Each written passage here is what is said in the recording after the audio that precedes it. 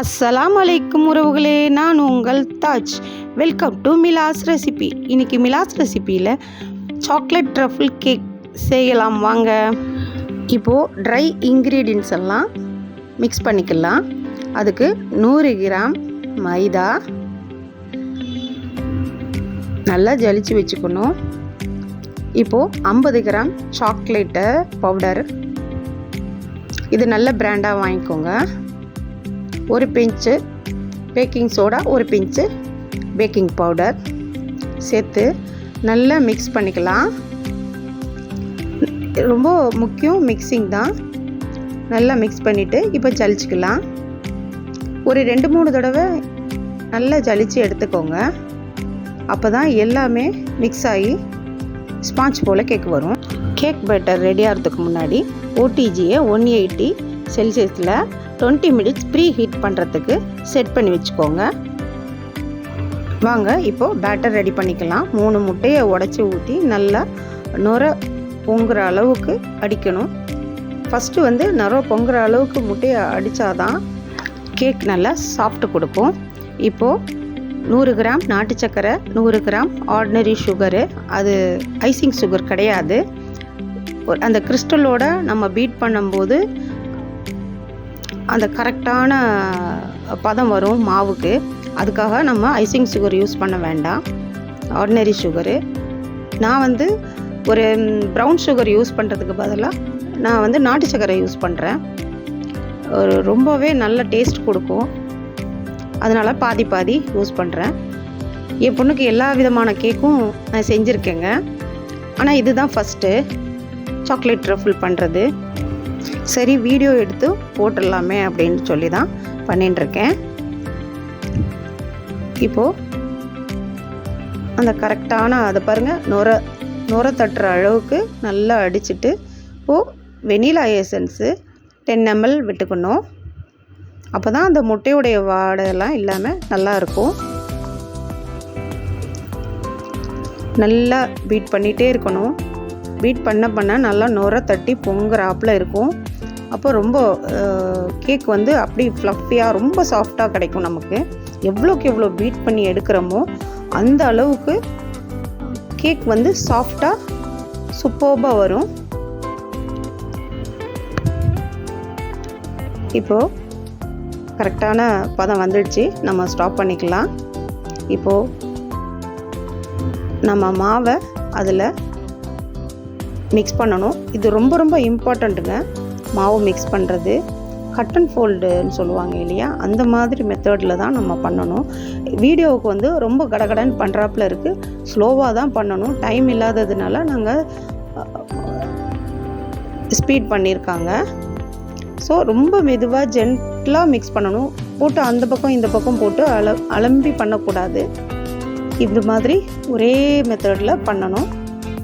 கொஞ்சம் கொஞ்சமாக போட்டு பண்ணணும். இப்போ பாருங்கள், இந்த மாதிரி தான் ரெடி பண்ணணும்.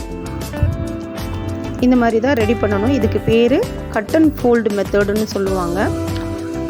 இப்போது ஒரு டீஸ்பூன் நெய் ஆட் பண்ணிக்கலாம். நெய் ஏன் ஆட் பண்ணுறேன்னா டேஸ்ட்டு ரொம்ப நல்ல ஒரு டேஸ்ட்டை கொடுக்கும். வேறு லெவல் டேஸ்ட் அது.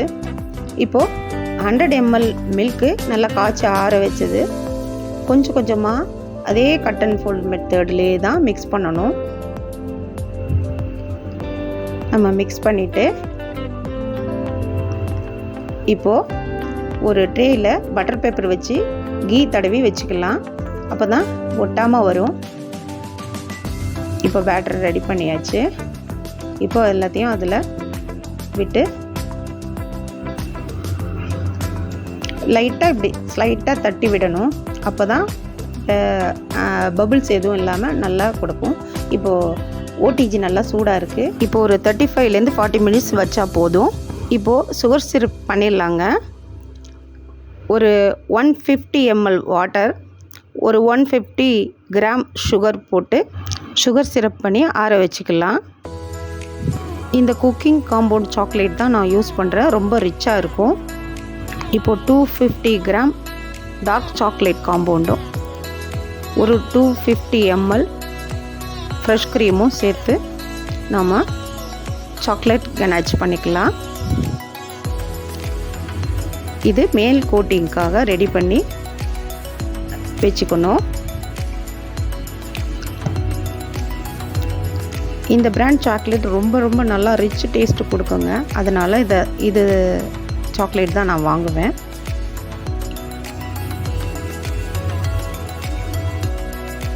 அடிகனமான சாஸ்பேனில் இதை யூஸ் பண்ணுங்கள், இல்லைனா டபுள் பாயில்டு மெத்தடில் யூஸ் பண்ணுங்கள்.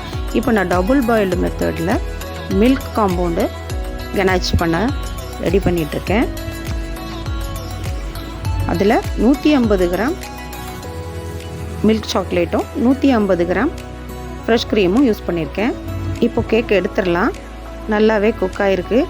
ஒரு நைஃபோ இல்லை ஒரு குச்சியோ விட்டு பாருங்கள், ஒட்டாமல் வந்தால் அது வெந்துடுச்சுன்னு அர்த்தம். இப்போ லைட்டாக ஆற விட்டுட்டு பார்த்தா ரொம்ப நல்லா ஸ்பாஞ்சியாக ரொம்ப சூப்பர்பாக வந்திருக்கு. ரொம்ப ஃப்ளஃபியாகவும் இருந்தது கேக்கு. இப்போது நான் இதை 3 லேயராக கட் பண்ணி எடுத்துக்க போகிறேன்.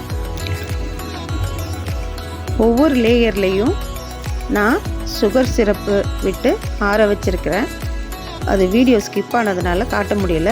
எல்லா சிரப்பையும் விட்டுடலாம். இப்போது ஒவ்வொரு லேயர்லேயும் மில்க் சாக்லேட் கனாஜை விட்டு ஒன்றாவே அடிக்கிடலாம். அதில் சாக்லேட் நிறைய க்ரஷ் பண்ணி போடணும், அப்போ டேஸ்ட் நல்லா இருக்கும். இதுக்கு மேலே டார்க் சாக்லேட்டு கனாஜ் விட்டு ஃபுல் ஃபினிஷிங் பண்ணணும். இப்போது சாக்லேட்டை க்ரஷ் பண்ணி மேலே போட்டுட்டு இந்த ஸ்ப்ரிங்கிள்ஸ் எல்லாம் மேலே தூவினா கேக் ரெடி. ரொம்ப ரிச்சான கேக்கு ரெடி ஆகிடுச்சு. இந்த கேக்கு ரொம்ப டேஸ்டியாக ரொம்ப சுவையாக இருந்தது. இந்த ரெசிபி உங்களுக்கு பிடிச்சிருந்தா லைக் பண்ணுங்கள், ஷேர் பண்ணுங்கள், செய்து பார்த்துட்டு கமெண்ட் பண்ணுங்கள். அஸ்ஸலாமு அலைக்கும்.